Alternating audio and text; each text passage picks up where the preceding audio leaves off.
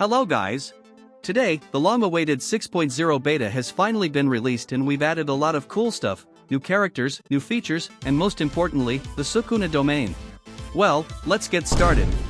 So, I'd like to start the video with the Domain expansion's reworked interface.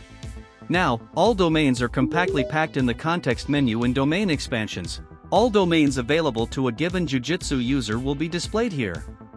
Along with this, Change Domain Energy Scale and Change Domain Scale will also be available here. So now you can easily configure everything and choose any domain you want. And now continue with Registar. This Jujutsu sorcerer has clothes made entirely of paper tags. It has 3200 cursed energy, 1 unique ability and also a new domain, but we'll talk about the domain later. His ability lies in these paper tags. If you put your hand near his clothes and press the H button, he pulls out a paper tag which, when activated, burns and spawns a completely random item. Any item can appear, from money to a tank. And the most important thing that Registar owns is the Hollow Wicker Basket. This domain is very similar to Simple Domain. Hollow Wicker Basket cannot clash with other domains, making it the perfect defense when you are under the other domains. But Hollow Wicker Basket is weaker than the Simple Domain and has 300 energy. But unlike anything else, it doesn't miss objects, except for hard hits. And it also requires a special pose for its summoning. Once you've chosen a pose, you can summon the domain. And in this pose the Jujutsu user will have all limbs interacting. So the Jujutsu user must be stationary or the domain will disintegrate. Dagon has been reworked. In addition to rework his sprite, all his abilities have been completely changed and also now he's got 9100 cursed energy. The first one is Fly. This allows him to fly and hover in the air. But be careful, flying consumes a lot of cursed energy. The next reworked ability is Water Shield. When this ability is used, it literally creates a shield of water around him, which throws away any objects and any creatures that try to get too close to him. But remember, Water Shield will not protect you from bullets, only from objects. And the last reworked ability is Water Manipulation. It activates on Dagon's hands, and when activated, Dagon shoots water projectiles that can do a lot of damage. And now, we move on to a new domain, Coffin of the Iron Mountain. This is the Jobo Domain, which has its own heating feature. In the domain settings you can select heating mode. Initially this feature is disabled, but when you enable this feature you will have a heating multiplier that multiplies the number by the heating rate. Now you can get a very quick tan in a luxury tanning salon. The long-awaited Sukuna's tattoo system has been added in this new update. Now, if someone eats Sukuna's finger, you will be able to control his tattoos separately on each limb in the context menu. The green color means that a tattoo is displayed on that limb, and red means that it is not displayed. Initially in our mod, tattoos are adjusted for each unique Jujutsu user, and you can also add tattoos for other characters from other mods. Now we get to the most interesting thing about this beta. Sukuna has received a complete revamp of his abilities and more. The mechanics of Sukuna's cuts have been changed. They now have physics and also a lot of new customizations have been added. One of the new settings is the base hit.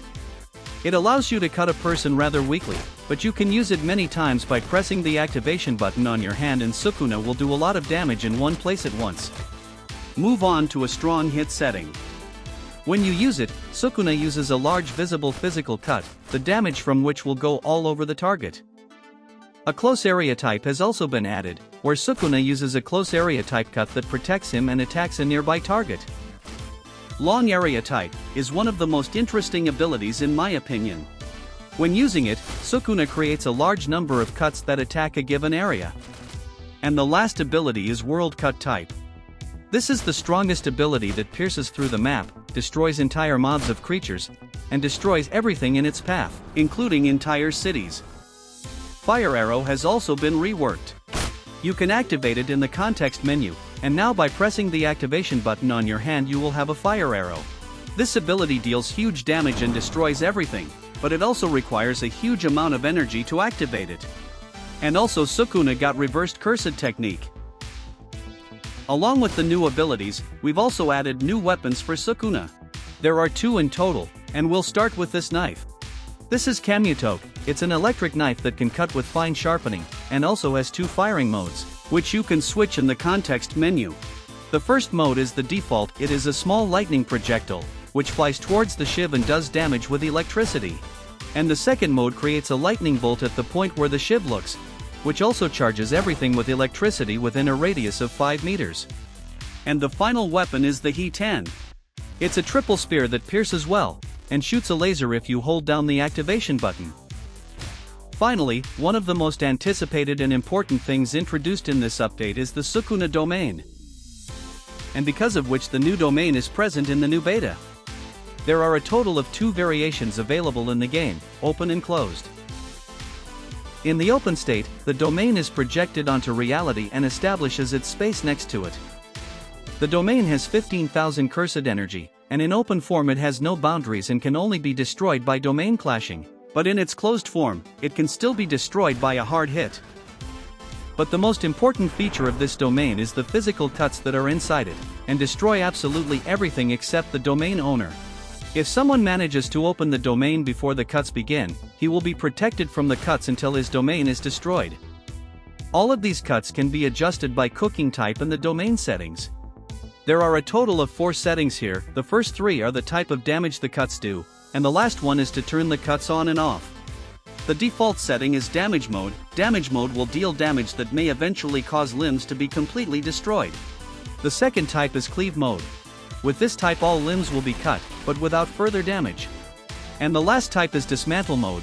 In this mode all limbs will be guaranteed to be severed and completely destroyed, with no chance of survival. The last thing left is switching the cuts in the domain, because of which you can turn them on and off. Also, the size of the Sukuna domain can be increased, causing its open form to have cuts that can cover the entire map. I also wanted to mention that the roof of Sanctuary at the center of the domain has a collision and also, oh, that's the full form of Sukuna. You can give a special thanks to this person. Because of him, the Sukuna's full form has finally been added. In the new beta, we've finally added Sukuna's long-awaited true form. Now anyone who eats 20 of Sukuna's fingers will be able to transform into his true form via the context menu. In his true form, he has 71,000 cursed energy, and consumes the cursed energy 33% more efficiently. All abilities of the past user are also transferred to Sukuna's true form. Of the new, true form has a more enhanced fire arrow and she gets a hollow wicker basket. Otherwise, he can switch the skin with an open mouth in his belly, or switch his eye play on his head. Black Flash got new effect. It's just a graphical change, otherwise he's still the same. Well, that was all I wanted to show in this beta. It was very intense and got a lot of new content, especially related to Sukuna and new domains. Now the list of all those who supported us through Boosty or Patreon will go. Thank you very much, and now, I gotta run.